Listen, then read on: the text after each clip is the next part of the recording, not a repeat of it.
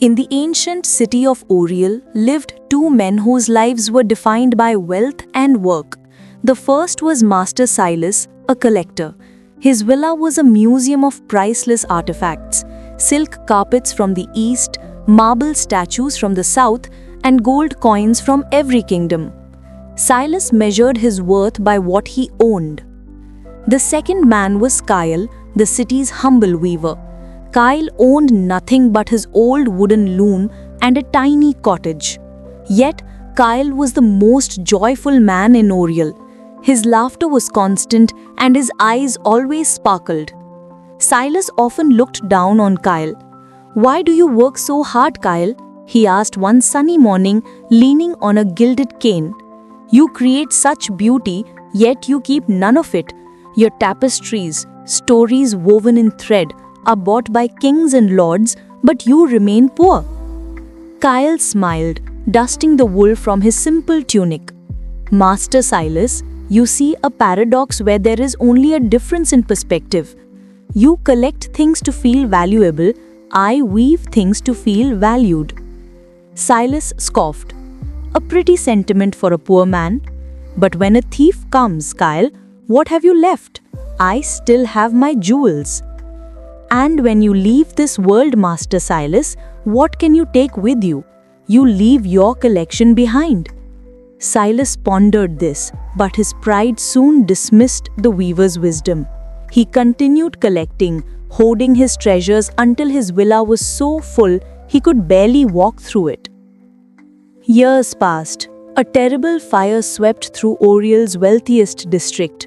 It started in the marketplace and raged towards the villas. Silas watched, horrified, as his beautiful villa caught fire. He screamed, not in pain, but in panic. "My paintings, my gold, my life!" He could save nothing. He fled, clutching only his cane, and sank onto a public bench, utterly ruined and defeated. Across the square, Kyle's small cottage was miraculously spared by a shift in the wind. But Kyle was not resting. He was busy helping the victims. He was giving away his newest tapestries to shelter the homeless. He used his strong ropes to pull debris and his knowledge of textiles to fashion slings and bandages for the injured. Silas watched Kyle work tirelessly until dawn. Finally, Kyle came and sat beside the dejected merchant. "You were right, Master Silas," Kyle said kindly. "A thief or a fire can take everything you have." Silas, weeping, pointed to his smoldering villa. "I am left with nothing. I am worthless." Kyle put a comforting hand on his shoulder. "No, you were never worthless, Silas. But your worth was misplaced. Look around you." Silas looked. He saw the survivors wrapped in Kyle's vibrant, newly woven blankets. He saw a woman comforting her child with a piece of Kyle's sturdy cloth. He saw the very fabric of Kyle's life, his labor, his kindness, and his beautiful creations woven into the survival and comfort of the entire community. "Your collections are gone, but my contributions are everywhere. My tapestries didn't just adorn walls, they protected people. That, Silas, is a wealth that no fire can ever touch." Silas finally understood.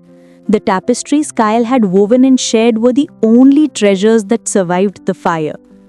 True wealth is not measured by what you own, but by what you give. The legacy we leave is the value we contribute to the world, not the possessions we collect.